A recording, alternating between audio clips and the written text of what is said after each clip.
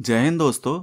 आज से हम शुरू कर रहे हैं मल्टीपल चॉइस क्वेश्चन यानी कि एमसीक्यू का लेक्चर सीरीज, जिसमें हम कंप्यूटर लेक्चर से जुड़े महत्वपूर्ण चुनिंदा प्रश्नों को एक एक करके सेपरेट वीडियो में हल करेंगे।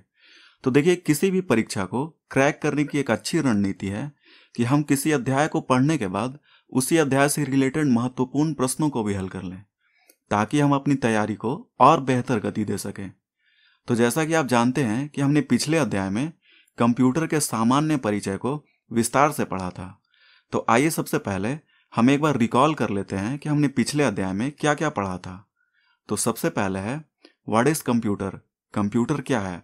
इसके बाद है कंप्यूटर के घटक क्या क्या होते हैं। आगे है कंप्यूटर की विशेषताएं। इसके बाद है एक कंप्यूटर की सीमाएं क्या होती है। इसके बाद है कंप्यूटर के अनुप्रयोग। आगे हैं कंप्यूटर के आने से आखिर क्या बदलाव हुए हैं, तथा अंत में है कंप्यूटर साक्षरता क्या है। तो आज के सारे प्रश्न इन्हीं संकल्पनाओं पर आधारित होंगे। अगर आपने इसके पहले वाले लेक्चर को नहीं देखा है तो आप हमारे प्लेलिस्ट में जाइए, वहां सारे वीडियो एक क्रम से लगे हुए हैं। आप वहां जाकर इस वाले वीडियो को देख सकते हैं।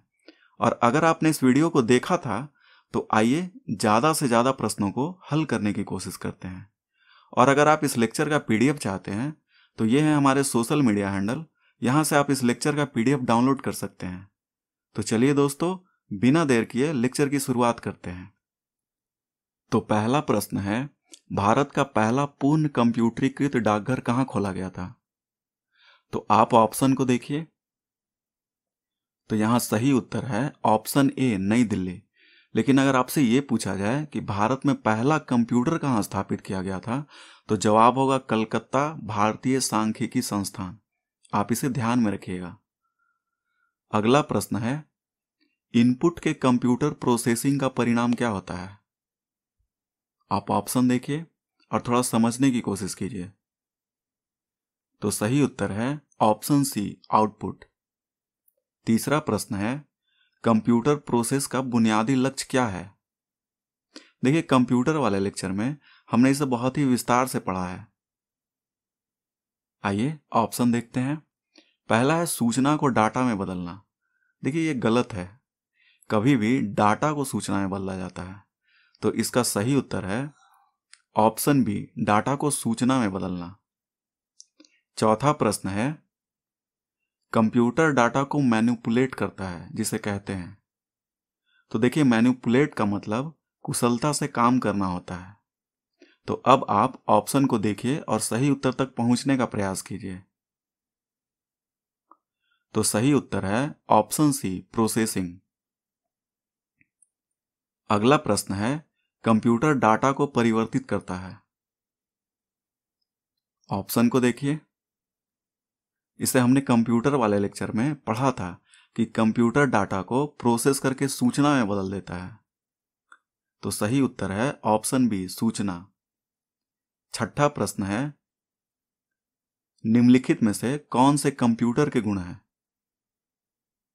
तो अगर आपने कंप्यूटर सेक्शन वाला लेक्चर देखा होगा तो आप ये प्रश्न बहुत आसानी से हल कर लेंगे।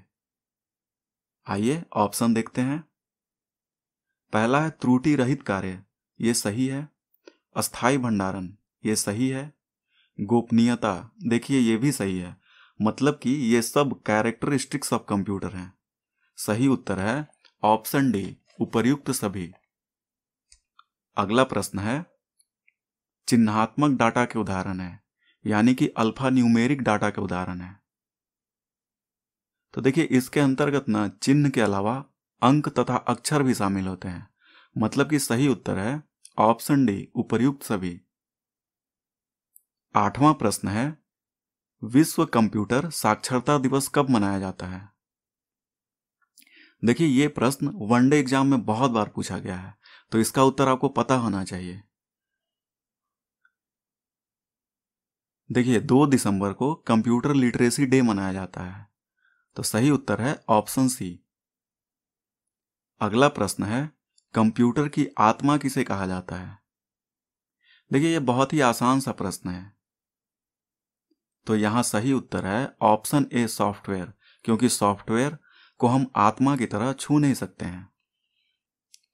10वां प्रश्न है, कंप्यूटर के कंपोनेंट क्या हैं? आप ऑप्शन को देखिए और याद करने की कोशिश कीजिए। पहला है सॉफ्टवेयर, ये सही है। दूसरा है हार्डवेयर, ये भी सही है। तीसरा है डाटा, तो देखिए डाटा भी कंप्यूटर के ही घटक होते हैं, तो यहां सही उत्तर है ऑप्शन डी। अगला प्रश्न है डाटा के संबंध में क्या सत्य है? आइए ऑप्शन देखते हैं। तो पहला है यह कच्चा तथ्य या रॉ फैक्ट होते हैं, ये सही है। यह अव्यवस्थित सूचनाओं का संकलन है, ये भी सही है। इसका सार्थक निष्कर्ष नहीं है, बिल्कुल ये भी सत्य है। तो यहां सही उत्तर है ऑप्शन डी, उपर्युक्त सभी। 12वां प्रश्न है अनुदेशों तथा प्रोग्रामों का समूह कहलाता है। देखिए ये बहुत ही आसान सा प्रश्न है, तो यहां सही उत्तर है ऑप्शन सी, सॉफ्टवेयर। अगला प्रश्न है कंप्यूटर के आने से क्या प्रभाव हुआ है? आइए ऑप्शन देखते हैं। समय की बचत सही है, कागज की बचत सही है, बेरोजगारी, देखिए ये भी सही है। तो सही उत्तर है ऑप्शन डी, उपर्युक्त सभी। 14वां प्रश्न है एंड यूजर का अर्थ है। आइए ऑप्शन देखते हैं। कंप्यूटर का विशेषज्ञ नहीं, ये सही है। कंप्यूटर साक्षरता के बराबर, देखिए ये गलत है, इससे थोड़ा ज्यादा होना चाहिए। प्रोग्रामिंग करने वाला, ये तो बिल्कुल गलत है। तो यहां सही उत्तर है ऑप्शन डी, बिल्कुल नहीं है। सही उत्तर है ऑप्शन ए। 15वां प्रश्न है कंप्यूटर का भौतिक भाग कहलाता है। देखिए ये भी बहुत आसान सा प्रश्न है, इसका उत्तर आपको पता होना चाहिए। तो इसका सही उत्तर है ऑप्शन सी, हार्डवेयर। 16वां प्रश्न है कंप्यूटर के बुनियादी कार्य क्या हैं? तो देखिए इसे हमने कंप्यूटर वाले लेक्चर में बहुत ही विस्तार से पढ़ा था। तो यहां तीनों ऑप्शन सही है, मतलब कि सही उत्तर है ऑप्शन डी, उपर्युक्त सभी। अगला प्रश्न है भारत में कितने प्रतिशत लोग इंटरनेट सेवा का उपयोग करते हैं? देखिए यहां सही उत्तर ऑप्शन बी, 47% सही है। और अगर यह आंकड़ा भारत के संदर्भ में पूछा जाएगा तो सही उत्तर 30% होगा। अगला प्रश्न है कंप्यूटर की सीमाएं क्या नहीं है? ध्यान दीजिएगा, आपसे पूछा गया है क्या नहीं है। आइए ऑप्शन देखते हैं। खर्चीला, ये सही है। बुद्धिहीन, ये भी सही है। विद्युत पर निर्भरता, ये भी सही है। लेकिन आपसे पूछा गया है क्या नहीं है, मतलब कि यहाँ क्वेश्चन के कॉन्टेक्स्ट में ये सब गलत है। तो सही उत्तर है ऑप्शन डी, विशाल भंडारण क्षमता। क्योंकि विशाल भंडारण क्षमता कंप्यूटर की खूबियां हुई ना, ये कंप्यूटर की सीमाएं नहीं है। तो सही उत्तर है ऑप्शन डी। अगला प्रश्न है भारत में कितने प्रतिशत लोग इंटरनेट सेवा का प्रयोग करते हैं? तो देखिए इसके बारे में हमने पहले ही बात कर ली है। तो यहां सही उत्तर है ऑप्शन सी, 30%।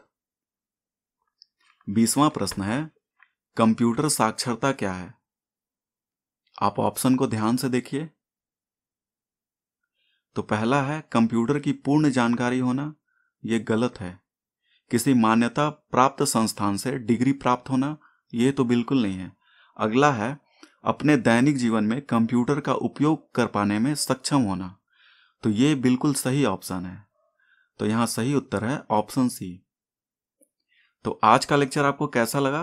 कमेंट बॉक्स में अपनी प्रतिक्रिया जरूर दें।